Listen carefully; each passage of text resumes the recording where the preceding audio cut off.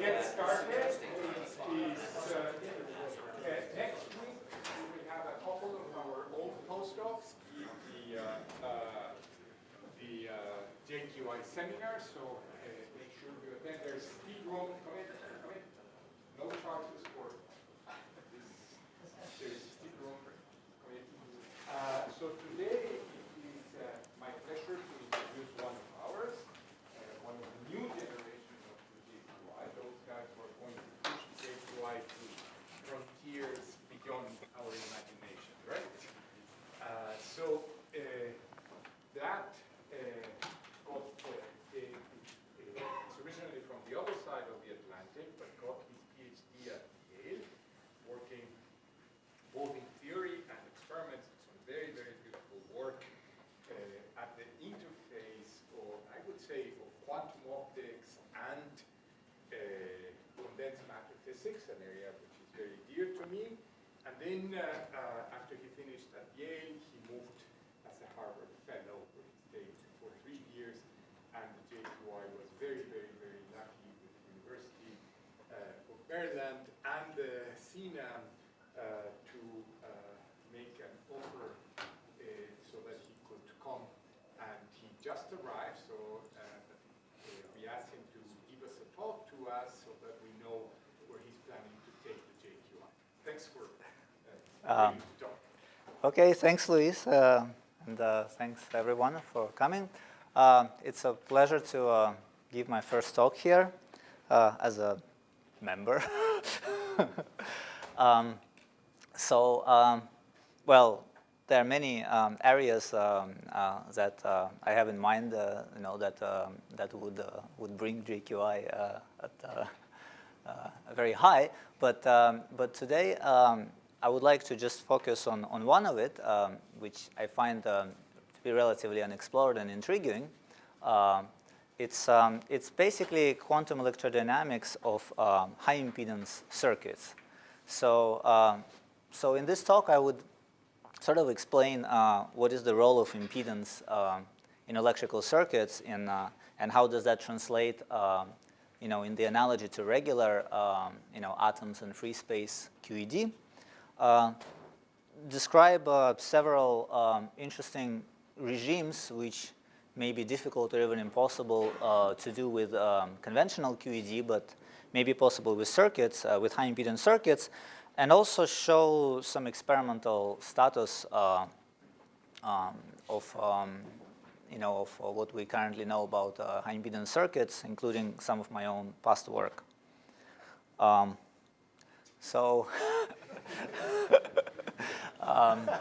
This is my lab. And we're going to remove those optical things and the sink, so it will be even emptier.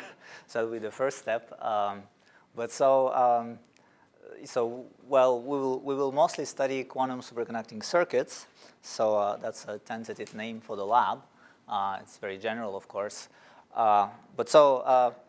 I don't have any results from here to present. What I will present would be mostly from ideas and past work. Okay, so you probably saw that picture many times, but this is the central concept of our field too. We consider atoms as two or not necessarily two or many level systems interacting with electric field, usually shaped with this density of states to some kind of single mode of a high Q cavity. In 2004,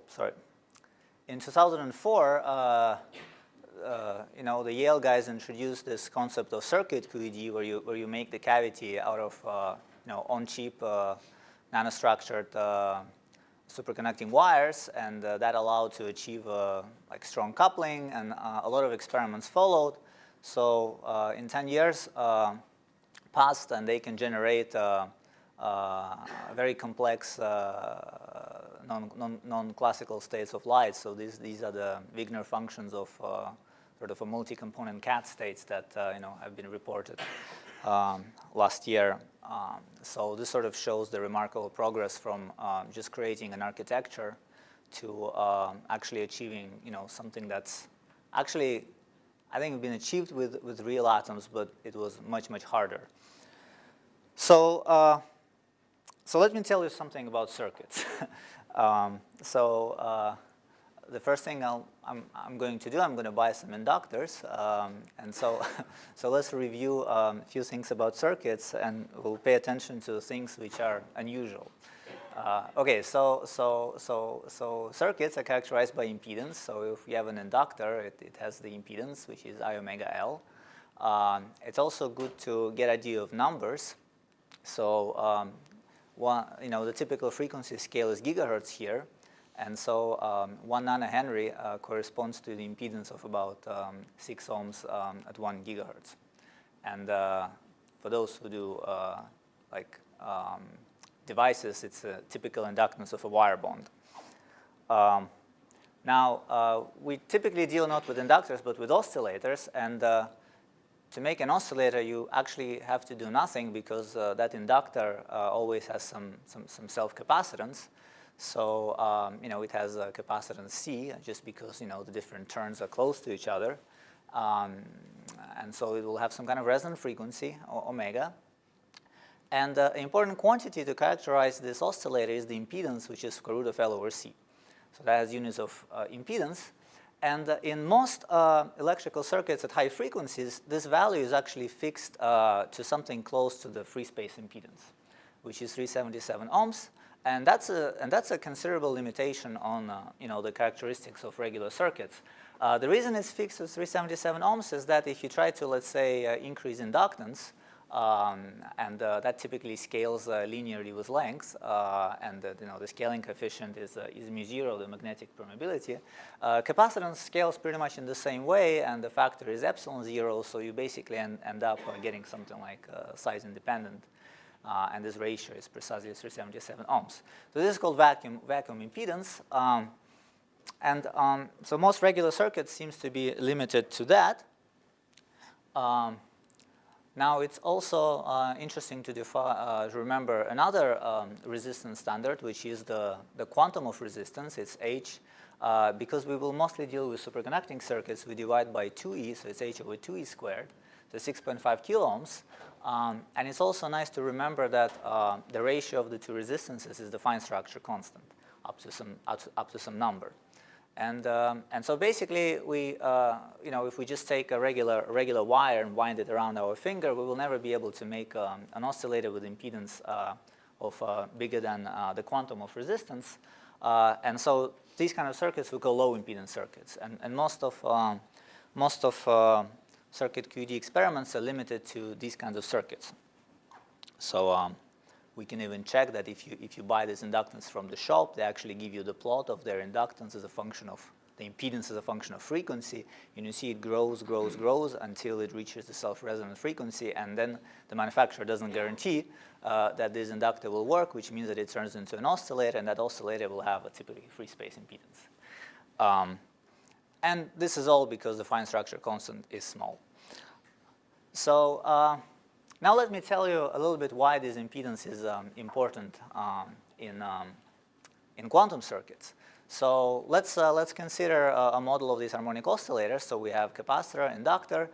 We characterize capacitor with charge and inductor with flux, let's say magnetic flux. And then you can plot the potential and look at vibrations. And so if you fix the frequency omega 0, you will have several options for impedance. And so the high impedance oscillator will have this kind of a flatter potential, and the low impedance will have a steeper potential. And then the high impedance one will have like a heavier mass, and the low impedance will have a, sorry, it should actually be the other way around. But basically you can get them to have the same frequencies, but different impedance. And what that distinguishes is essentially whether flux fluctuates a lot and charge fluctuates a little, or its charge fluctuates a lot and flux fluctuates a little.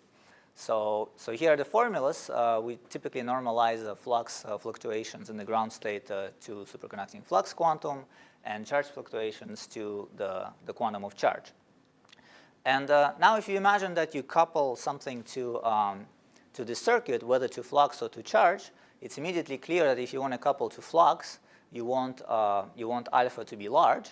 And if you couple to charge, you want 1 over alpha to be large. As I told you from previous slide, you actually don't have an option to control this characteristic impedance if you deal with regular circuits.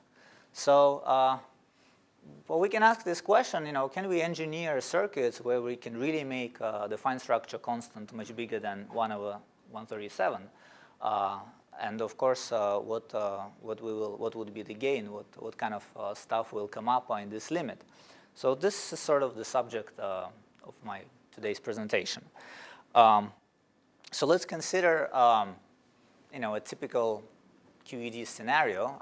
I will always be referring to sort of a one-dimensional circuit version, but the stuff is very general. So let's say we have a resonator, which I sort of present as if you have two parallel lines. We short them on one side, leave them open on the other side, so you can have some kind of electric field, which is 0 over here and maximum at the other end. You can model this, this transmission line as if you have a little inductance per unit length and some capacitance between the two lines per unit length. So if you place a little dipole inside, it doesn't matter what this dipole is. It could be, a real atom. It could be a quantum dot. It could be a superconducting charge qubit. It'll have a dipole moment. And so the coupling would be this dipole moment times the electric field. So if you want this coupling to be large, you want electric field fluctuations, in the vacuum state to be also large. And since field is related to charge, that sort of says that you want a high-impedance circuit. The almost correct expression is that if we divide this coupling to the frequency of the mode, the answer would be that is this square root of the ratio of the impedance of the resonator to the quantum of resistance, which for regular resonators is square root of the fine structure constant, and then we just have some kind of geometric factor, which is the ratio of the sort of dipole moment to the size of the resonator, which in circuits we can make to be approximately 1. So, which means that if you want to do QED with regular circuits, regular low impedance circuits, you will be limited to low coupling in the sense that it will be a small parameter times the typical energy scale. Usually, this is enough to do a lot of beautiful physics, like this one. So, this is the spectrum of that Hamiltonian. So we have in blue labeled the states corresponding to qubit being in the ground state, and 0, 1, 2, 3, and n are the occupation of the oscillator. And then the reds are the same, but when the qubit is in the excited state, so they're a little higher. And you can see that they can be a resonance where qubit is in the excited state without photons, so qubit is in the ground state with 1 photon. So these states would split, and this is called vacuum-Rabi resonance. When this splitting is larger than the line width, so basically if both qubit and cavity are high Q, then the system becomes highly nonlinear and shows a lot of beautiful physics. So this is called regular strong coupled QED, and it's a fantastic field and has a lot of consequences for quantum computing. So now we can ask the question, well, what happens if we go ultra strong, meaning if if this G sort of reaches the the frequency of the photon, or maybe even exceeds it. So that would correspond to having essentially fine structure constant bigger than 1. And so what I'm going to do, I'm just going to present several interesting predictions and setups which would be relevant if such G can be achieved. And then I'll explain the progress on achieving these kinds of Gs. So, okay, so the first one is very simple. So this is the Hamiltonian of n atoms coupled to one mode. So A dagger A are the photons in the cavity, and then the sigma z is essentially an operator for each atom. So the first term describes the photons in the cavity. The second term describes sort of the magnetization of the atoms, or the quantas in the atoms. And then the last term is just the linear coupling of the field, A minus A dagger times the atomic operator. And so in the regular QED, we treat this as a perturbation and get a lot of interesting quantum physics, including vacuum-Rabi oscillations. But when the coupling is ultra strong, then actually the coupling term dominates the rest, and the ground state changes. So in the regular QED, the ground state is atom has no quanta and oscillator has no quanta. However, here it turns out that it's cheaper to put a coherent state into an oscillator and magnetize atoms and create a superposition of these states. So it's basically a state where all atoms are pointing in one direction, and there is some special average number of photons in the resonator in the coherent state, and basically plus the same state, but where you flip the sign of the coherent state and the direction of the atoms. So it's kind of a very macroscopic state, so people sometimes call it a cat state. And that turns out to be the ground state. And it's simply because the coupling term dominates, so the system wants to have photons spontaneously, which is quite exciting because then you can imagine that one can try to detect it by increasing the coupling and then switching it off. So then these photons will leak out and we can detect them.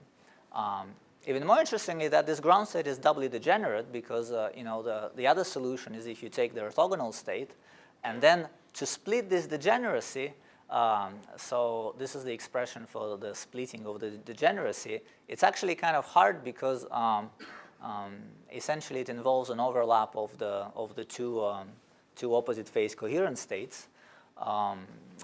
And it scales with the number of qubits. So essentially, if you try to basically add some perturbation to one of the qubits, the effect is very weak. You have to add to all n of them something specific to get a noticeable splitting. So you see, because of that, you get e to the minus n, and this is a nice scaling. It basically says that degeneracy scales exponentially with the size of the system, which is usually what a lot of people are excited about when we talk about Majorana fermions and topological phases, because usually these phases have this property that you have degeneracy, and then it's because of some symmetry, and it's really hard to break it if you just introduce some kind of local perturbations. You have to perturb a lot, and that typically results in scaling with exponentially with the size of the system. And so this kind of scaling, you see, is predicted in a rather simple model, which would be achievable if the coupling dominates. So you see there's a product of vacuum-Rabi frequency over the cavity frequency. So if we make this number just a little bit bigger than 1, then n doesn't have to be infinite to see this effect. It can be 3 or 5, and that would be enough. Yes? So if I take the classical field limit, of the field, does these two correspond to the atoms being polarized along the axis? Yeah, absolutely, yeah. With a very small gap between. Yes, the kind of very simple to visualize state. Well, yes. The immediate exciting state or not? You mean the closest? The lowest Yes. And actually, you can just diagonalize this. So what you see is that here we show the coupling normalized to the mode frequency, and here we show the spectrum. And this is the transition spectrum. And so all I want to show is that we begin with this black line, which is the ground state, and it corresponds to essentially zero energy because there are no photons in cavity, no photons, no quantas in atoms at zero coupling. And then there's this gap is basically the cavity frequency. And then as you increase and then there are some states, we don't even have to think about them. If we increase the coupling, what happens is that there is this kind of merging of these two black lines. And now, let's say at the coupling of like 1 or 1.5, there's this degenerate, the two black lines on top of each other, and there's a gap. So, which is kind of fantastic. And then you can sort of see that the difference between the two black lines, which is impossible to see here, is plotted over here. So you see at the coupling of 1, it goes to like 10 minus 4, and I think this is with 5 qubits. So so numbers seems very favorable if you just deal with few qubits and and just made it into ultra strong regime. So we're basically getting this kind of protected degenerate pair. And what is omega f in this? Omega f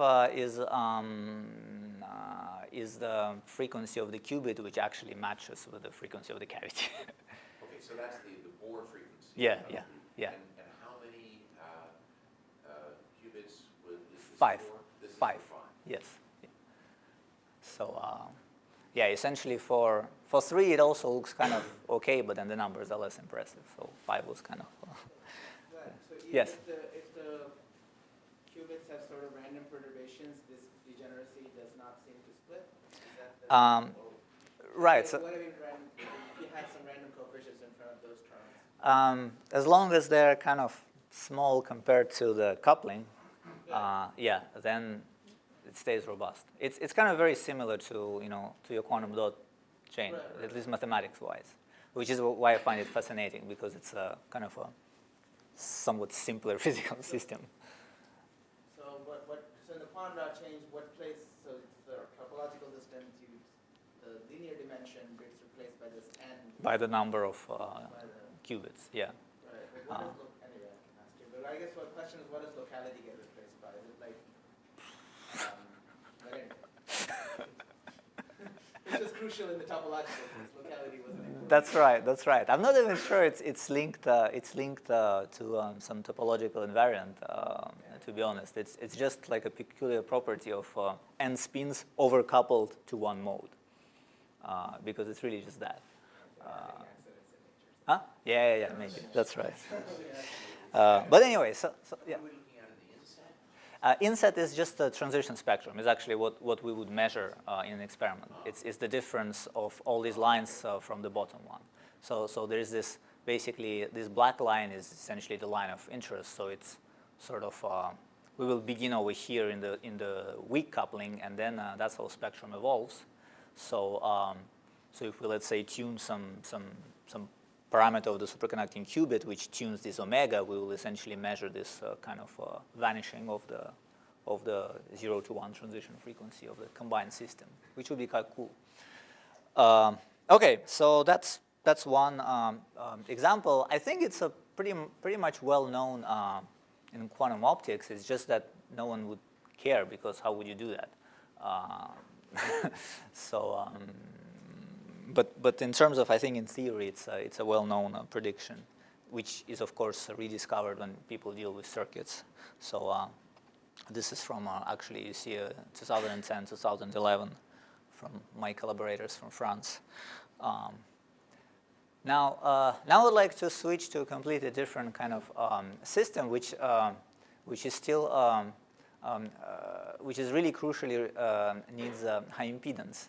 So since there's a mapping between 1D fermions and bosons, by bosonization, there's a link between Kondo effect, the regular Kondo effect when there's a spin screened by fermions, and essentially scattering of microwaves in a 1D waveguide of an impurity, which can be in 2 states. And so so there is basically a way to study Kondo physics using only microwaves, some kind of qubit-like impurities in these microwave waveguides, and the difference is that everything is super well tunable, and contrary to regular Kondo physics, which is usually limited to kind of a weak coupling of leads to the impurity, because when you overcouple, everything smears out. Here, the coupling can be arbitrary. And so the idea is the following. I'll just describe it to you. It comes from, actually, we discussed it with Michel Devaray and Leonid Glazman a while ago, and then when these arrays started to work, this theory paper appeared.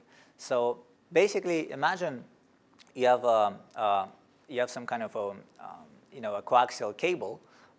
So it's characterized by some capacitance per unit length, CG, and some inductance per unit length, which we form using, in this particular paper, using Josephson junctions. So essentially think of this element as a little little special inductance per unit length, and just ignore this capacitance for a second.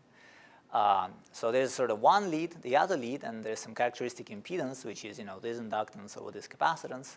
And then there's an impurity, which is quite funny. So there are two islands, L and R, which are coupled by a capacitor. And you can imagine that we can tune these islands such that they can be two degenerate configuration. There's an electron or Cooper pair on L and nothing on R, versus an electron or Cooper pair on R and nothing on L.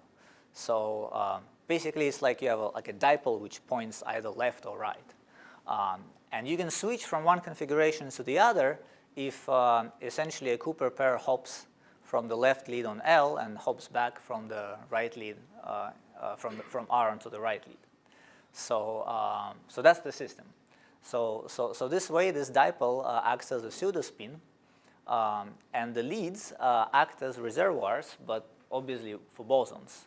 And this coupling between a hopping of a Cooper pair from like a superconducting wire onto an island is well known. It is described by this operator. Essentially, S plus flips the dipole on the dot, and this e to the I, and there's a phase difference basically between L and R. Is an operator that is responsible for launching a plasma wave into this waveguide. So basically, when a Cooper pair hops from the island onto the lead, it creates some kind of a kink-like, just charge excitation, which begins to propagate, with just kind of as an acoustic wave with an acoustic wave spectrum, and that looks like voltage or current. And so you see, this coupling will be strong when the phase difference fluctuates a lot. And to make phase difference fluctuate a lot, you have to have this waveguide to be high impedance. So essentially, you can think of this as if it's again the coupling of charge to fields, but in a somewhat more peculiar environment. It's not exactly a qubit, although it kind of looks like it. And so the kind of measurable quantity would be the spectrum. You would just send a microwave and at some frequency and see how it scatters. And so the prediction is quite striking in the limit where this line can be high impedance. You basically get the black line is the transmission coefficient, is a function of frequency. So this is frequency, and this is this transmission, reflection. So reflection goes like this. And what's interesting is that there is this gamma, which is the inelastic scattering. It basically says that transmission and reflection do not adapt to unity. So microwaves sent at some given frequency would scatter into many other frequencies. And this scattering is essentially a result of this formation of Kondo singlet of this dipole with the modes in the lines. And this peak doesn't really have a particular easy form. It's quite broad, and it's broad on the scale of the Kondo temperature in this problem, which is kind of a complicated expression of various parameters. But the point is that you can reach this physics and measure these guys with network analyzer if you've made a high impedance line and coupled to it this kind of standard charge qubit-like system. So what's interesting compared to regular fermionic Kondo effect is that here we can have an arbitrary large coupling of our spin to the modes, and we can still measure. There will be some spectrum. While in regular systems, like if you have a quantum dot which is overcoupled to the leads, essentially all the resonances are becoming so broad that we cannot really measure any Kondo information. So this is why I find this this quantum impurity physics with microwaves quite interesting, and it requires high impedance, so that's why it has not really been even discussed before. Okay, so and now I'm going to throw the third and the last direction with high impedance circuits, which is actually what we were thinking when originally when we began studying high impedance circuits. So there are some people from NIST, so you probably would find that question of current metrology to be important. So basically there's this dream device which consists of the following. So you send a current to something, and then you read out some quantity, and that quantity looks like it's a periodic function of the total charge that you passed through the circuit. And the periodicity is basically given by some frequency and some unit of charge. So in this case, that unit is 2e. So that would be this magical current to frequency converter, which just turns DC current into a frequency signal. And because we can measure frequencies very precisely, that would be a meter for currents.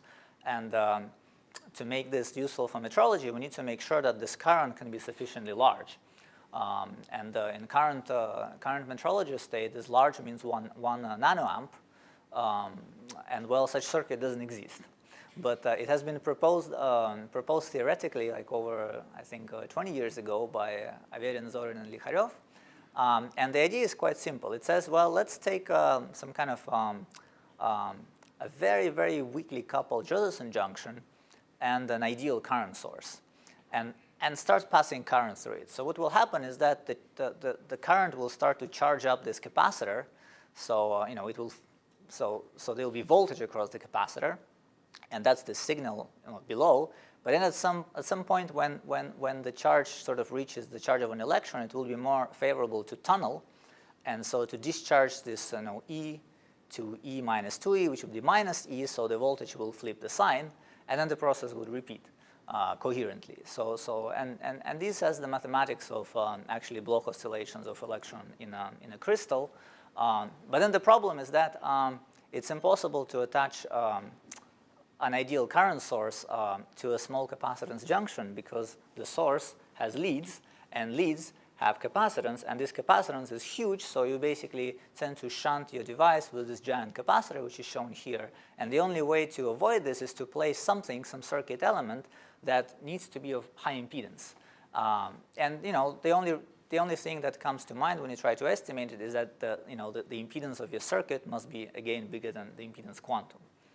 So this experiment has also been very hard to do, and it has a lot of other issues. But basically, this is one way to reach current to frequency conversion at the metrological level, which I'm actually very interested in, and may be possible.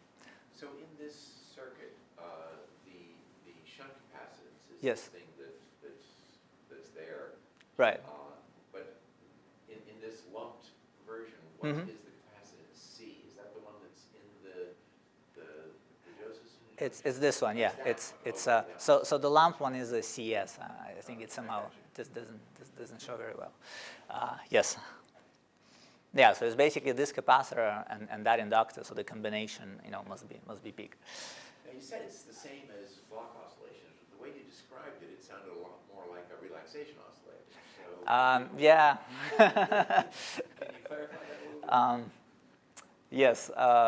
Well. Yes, I indeed took a shortcut. What happens is that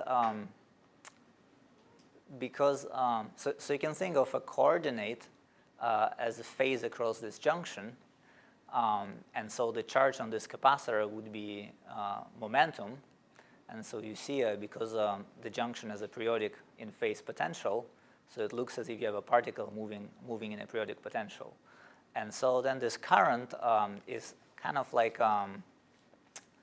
it's a force, so it tilts this potential. So it imposes quasi-momentum, and so as a result, the total energy of the system, which is periodic in quasi-momentum, begins to oscillate. But so that's, without writing formulas, that's how it looks. So essentially what's needed is that this capacitor must be small because it's a mass.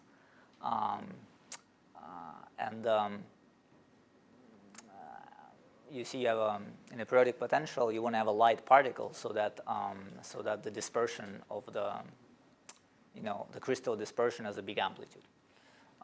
So that's why you need a small capacitance, and that's why it's so fragile to the leads.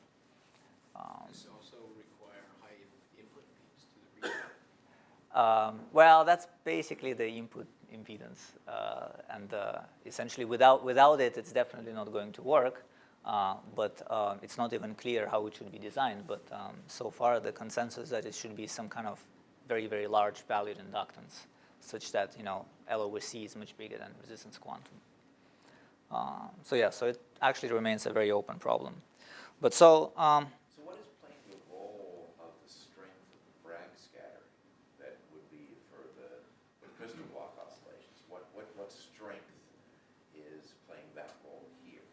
right, that would be the impedance of this little oscillator. Okay. It's kind of like if you think of linear inductance of this junction and capacitance, it's the square root of this L over C. Okay. So it would not be much bigger than RQ, because then it's as if Bragg scattering is just too strong, so you can't even think about it.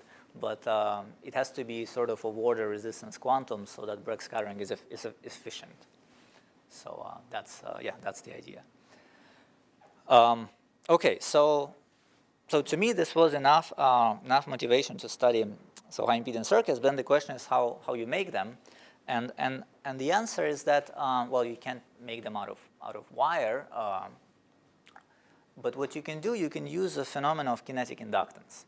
So kinetic inductance is the following very simple thing. So when current flows in the wire, it creates a magnetic field, and so the energy is quadratic in magnetic field. So this is really that term in harmonic oscillator that is responsible for quantum fluctuations.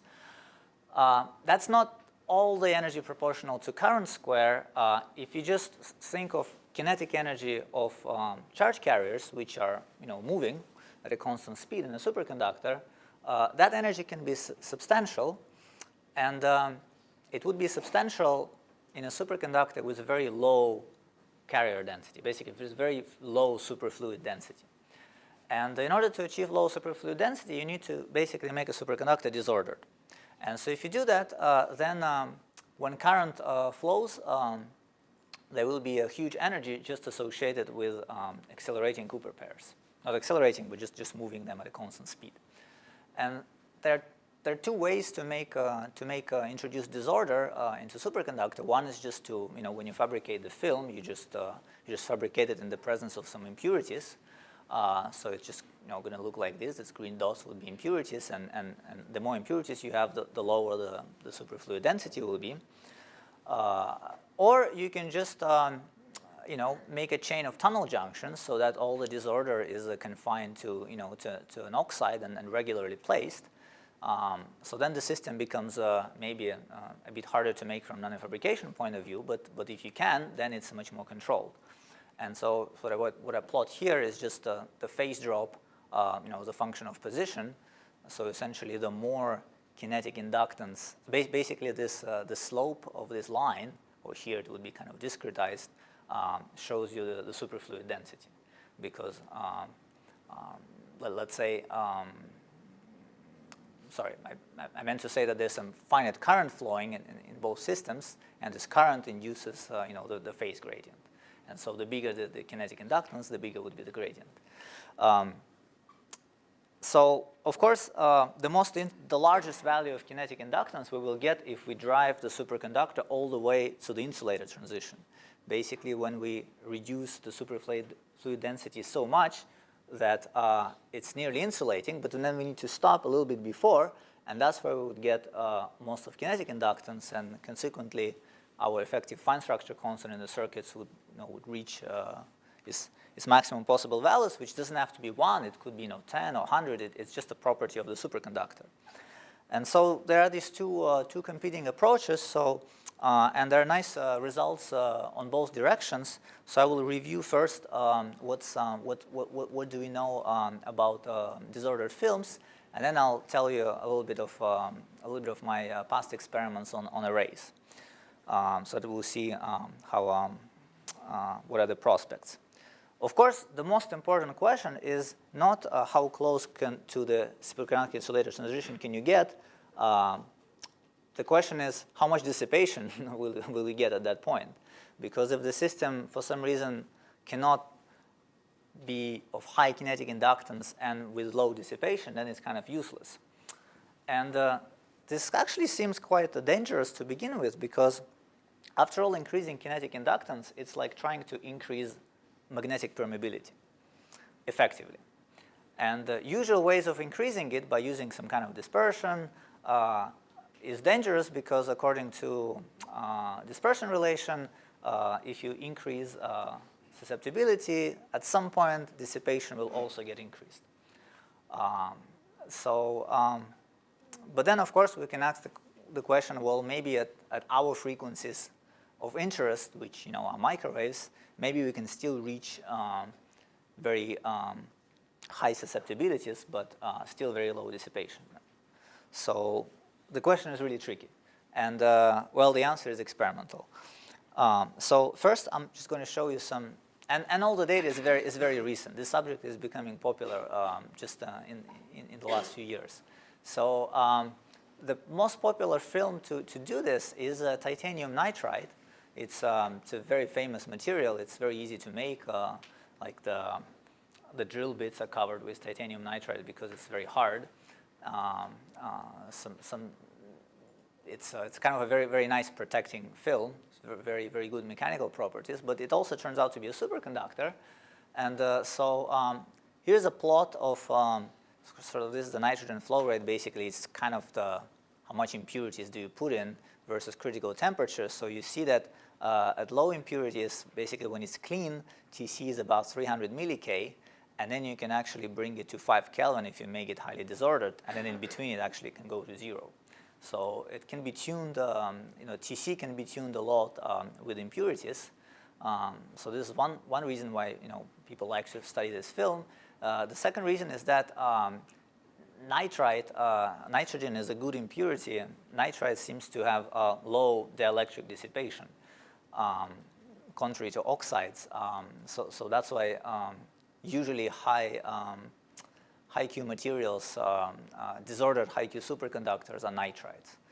But again, that's an experimental fact. And so people have made some kind of meanders with these resonators. At Caltech, it's a very famous group specializing in kinetic inductors detectors.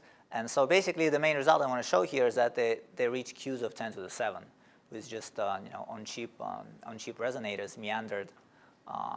This is sort of the transmission measurement, and the width of this peak is just a few hundred hertz. So that sounds promising, but these films are not of very high kinetic inductance because they're thick. These guys didn't care about increasing kinetic inductance. They just took a disordered film, but then they made it very thick so that effective inductance, which is basically proportional to sheet resistance, is still inverse sheet resistance is still low. But it's still promising that they can reach this kind of quality factors for this material. So the second group, the IBM group, have been making qubits, basically qubit capacitors using tinitride film, starting I think last year.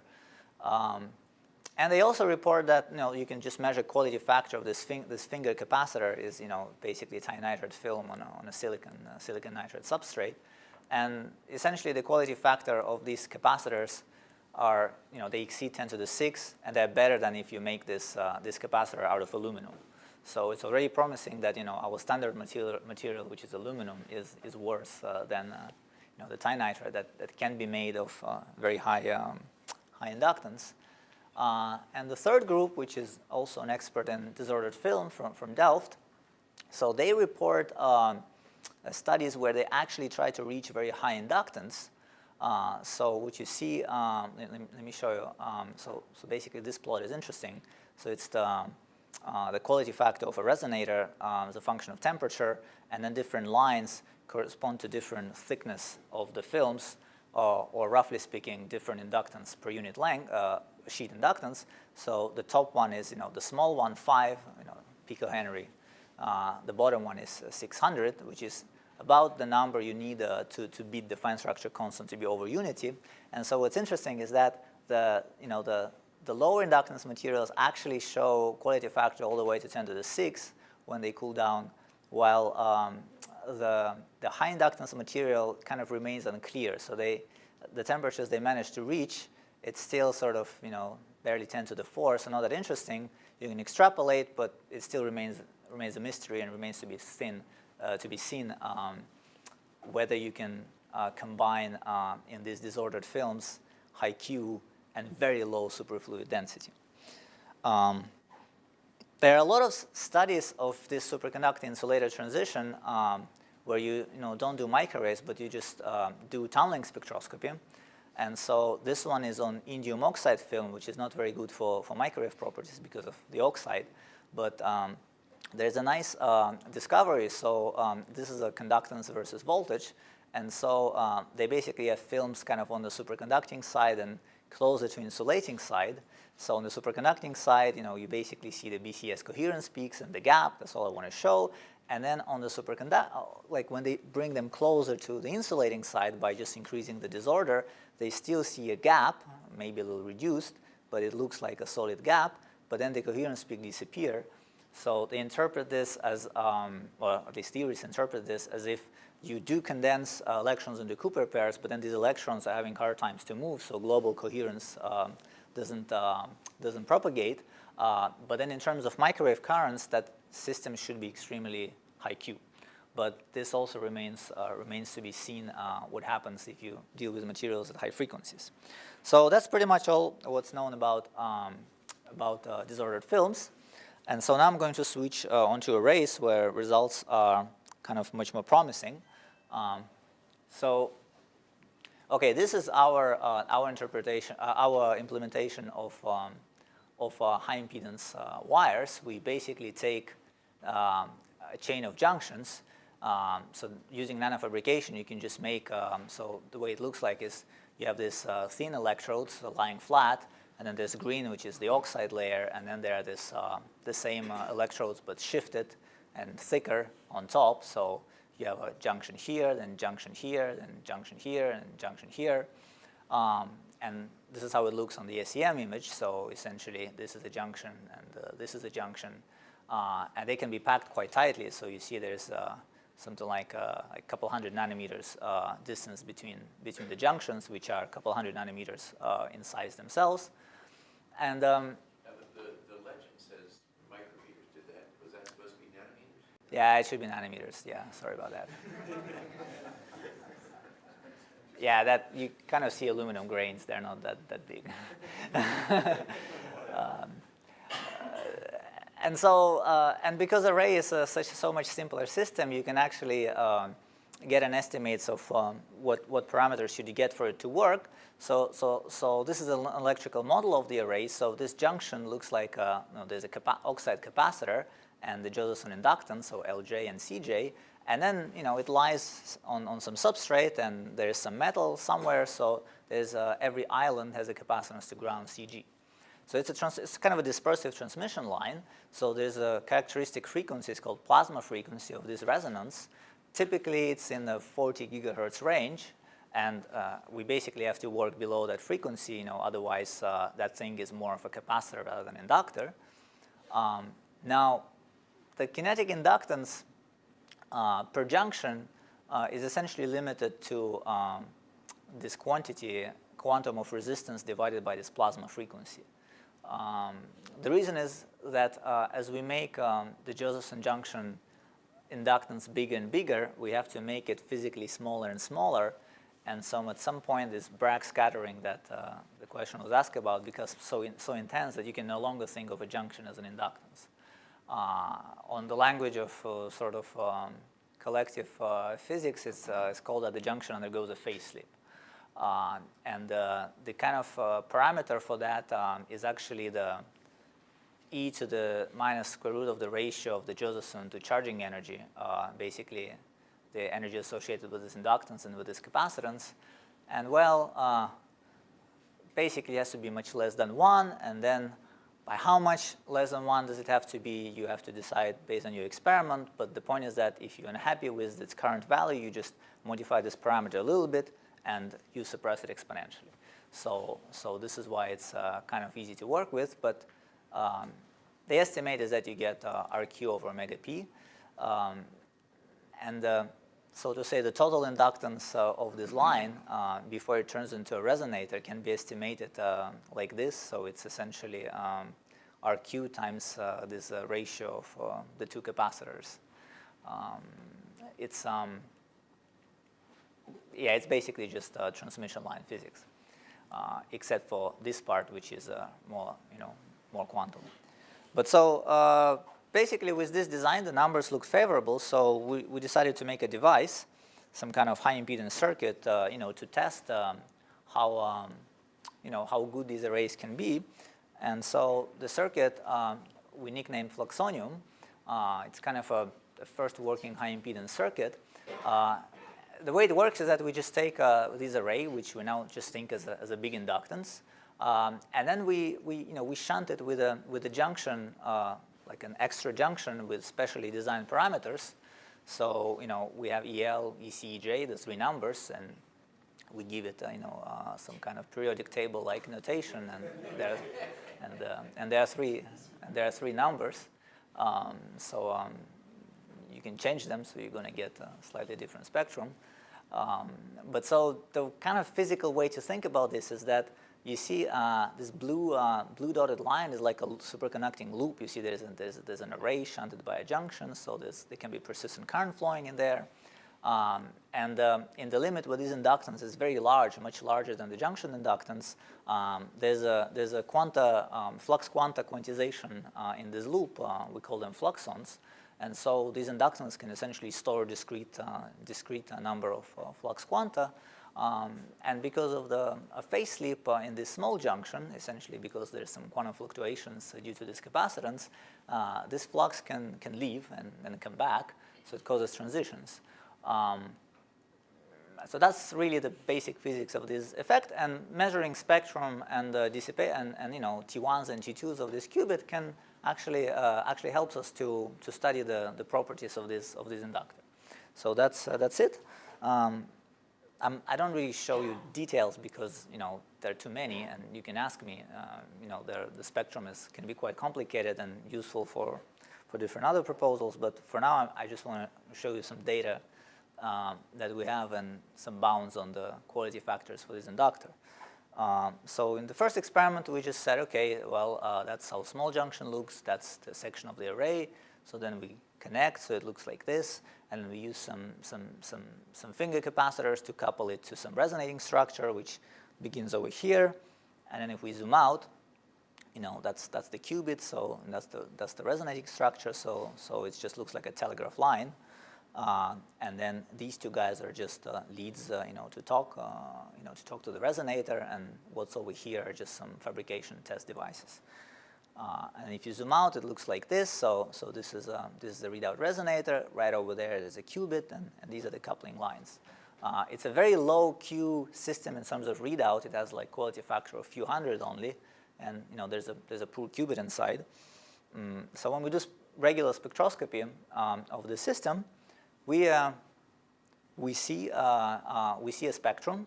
So in color there's some signal, which resonantly changes when we hit the qubit, and this is flux through the loop, our control knob.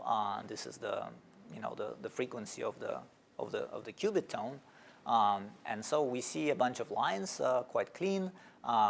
This is the resonator line, and this is the regular cavity QED anti-crossing. And then we can just use circuit theory and model these lines, and they're in perfect agreement. So our circuit really works. The spectrum is, by the way, quite rich and interesting. It has a lot of features. For instance, right over here, you see that the resonance disappears at the symmetry spot. Basically, it's kind of you can tune a forbidden transition. So at zero flux, it's forbidden. As you tune away, it becomes allowed, and you can actually use this as a tunable coupling. So we like that spectrum a lot for various technical tricks. But anyway, so from this spectrum, we can actually deduce inductance and show that it's indeed the value we need, and indeed it can be large enough to make alpha bigger than 1.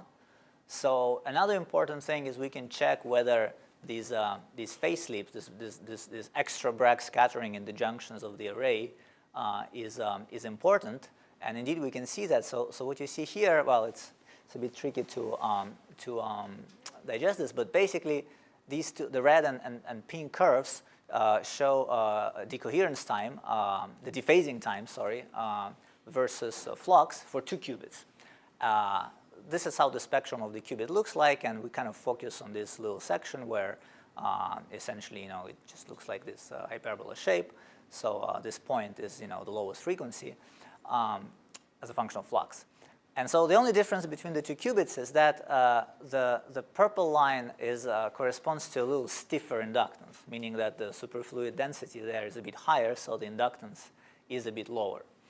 And there's a drastic difference between the two curves. So in one case, dephasing time actually goes to minimum at this point, which is half flux quantum in the loop, and when the frequency is insensitive to flux. And for the second device, the dephasing times goes to maximum at this point. And the interpretation is quite simple. There's some theory curves. Basically, what happens is that in the stiff array, it really just behaves as an inductance. And the only dephasing mechanism is that there's some noise in the flux, and it's bigger over here when there is some big sensitivity, and its sensitivity goes to 0 to second order at this point. So the dephasing times goes up. And then for the red curve, what happens is that dephasing mechanism is different. It basically, what happens is that when an array is not stiff enough, the phases in different junctions flip, they undergo phase slips, and these phase slips essentially act kind of like lamp shift to the frequency of the qubit. And different phase slips happening at different junctions, they know about offset charges on the array islands, and so the interference is tuned by the kind of random charges distributed along the array, and because these charges move in time, that looks like dephasing. And so, and this effect is strongest at this point, where essentially the frequency is just given by flux tunneling.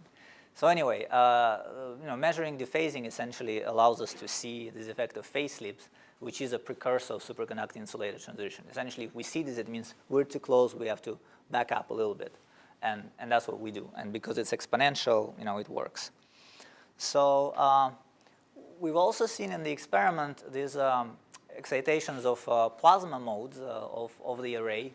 Essentially, because it's a dispersive transmission line, if you make it of finite length, there will be some resonances, and because of the dispersion, they won't be equally spaced, and so we can detect them. So here's a number of resonances, so at 12, but then it's 15, and then you see they're becoming denser and denser, and this is, they all converge to the frequency, which is the plasma frequency of the junction.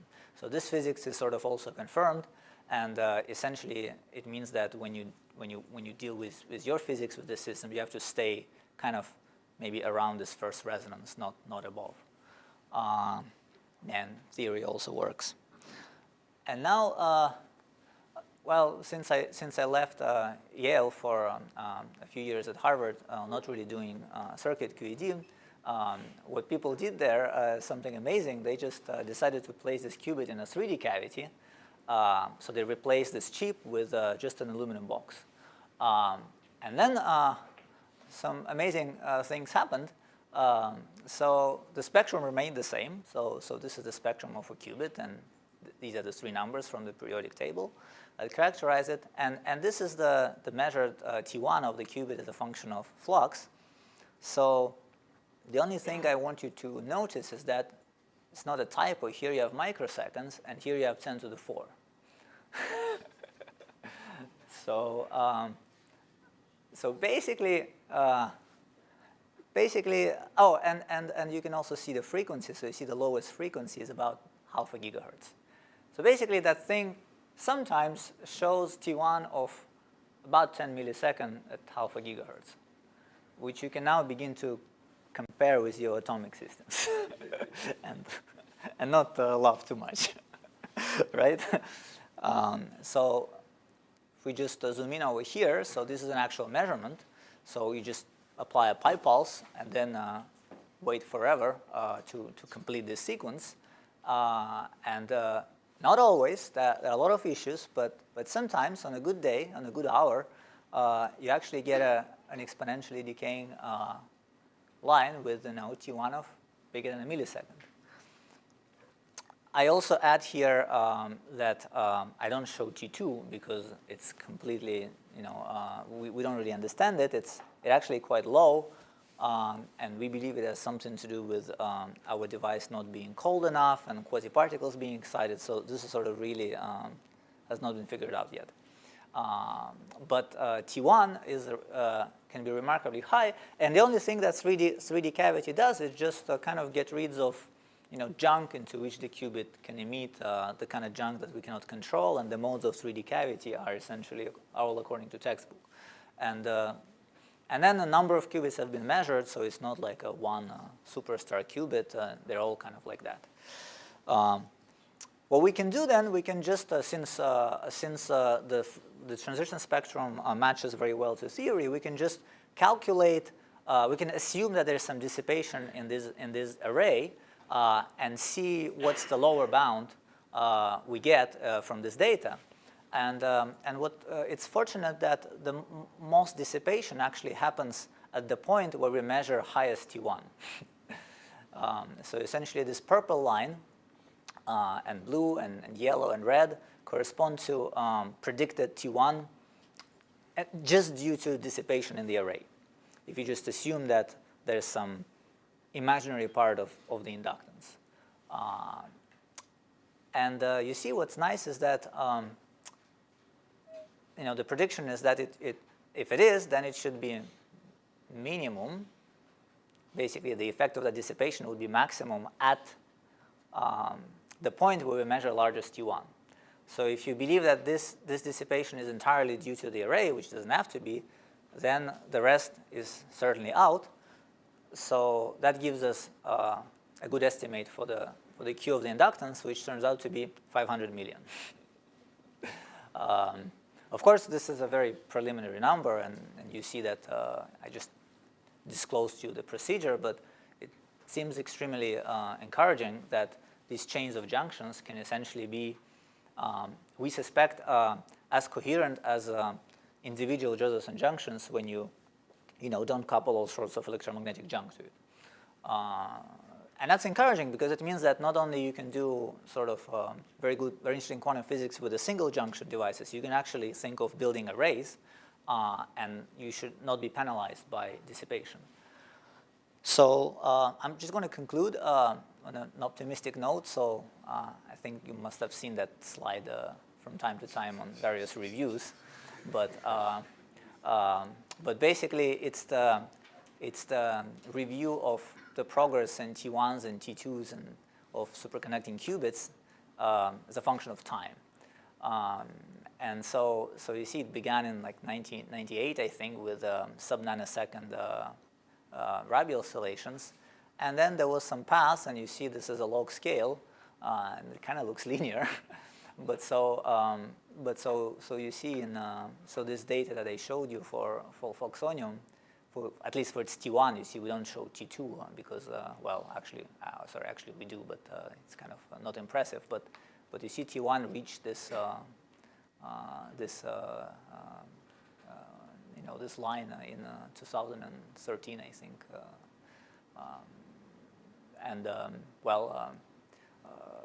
I find this plot optimistic because it means that T1s are improving, so more and more, and this is a very complex circuit. You see it has over 100 junctions in it, but still, it's actually better than others. It may not be necessary that it's better because of it has 100 junctions. It just can be a coincidence, but it's not worse. So that sort of gives me hope that high-impedance circuits in the high-Q regime are really possible, at least with these arrays, and maybe even with the disordered films. So these are my conclusions. So I hope I kind of argued that the superconductivity near its insulator transition is not just like a 50-year-old subject. It's also a very useful resource for QED. So we should look into that and actually, consider studying SAT transition sort of at microwave frequencies and paying attention to the quality factor of devices close to that transition. So the good materials that seems to be available so far is these aluminum oxide junctions and high nitride films. These are very standard materials, which is nice. It's not really a material science. It's just that they happen to be good. So ultra-strong coupling seems to be within reach, at least with the arrays. This kind of array-based qubits, so I described to you fluxonium, but there are proposals for others. So far, are very promising, at least T1-wise, because the individual element of that qubit seems to be of very high coherence. And I also kind of hinted that there are several interesting kind of many-body physics phenomenon that could be addressed in these high-impedance circuits that have not been addressed before. Thank you very much.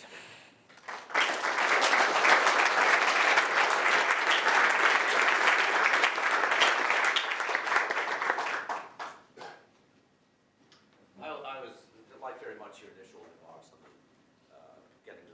relating the ratios of these impedances to define structure constant. Have you heard anyone discuss the possibility of using precise fabrication and metrology to make a circuit that would give a measurement of defined structure constant? It's not at all obviously it would be competitive, but maybe it's something to play time in school thinking. Well, the only thing I know, which is I think quite famous, it's probably not related to that, is if you make these calculable capacitors, which is if you can somehow arrange electrodes truly parallel to each other, like 4 electrodes, then there's a formula that links capacitance between the 2 pairs. And that allows you to pretty much calculate the impedance. And I think that's what's used currently. You calculate pi that way, not very high. Yeah, basically. But that sort of allows you to calculate capacitance of that thing. And I think it's used in a capacitance bridge to measure, let's see, how does it work? I think it's linked to quantum Hall measurement. So it's at low frequencies. It's not really kind of high frequency electronics. I doubt that we can do part 10 to the 8, which is typical number in metrology. So the answer is no. Yes, sir. So about this first protected qubit that you talked about, so Yes. how would you initialize and manipulate it? I mean, supposedly it has something to do with how well it's protected. I mean, the better it's protected, probably the harder it is to manipulate it.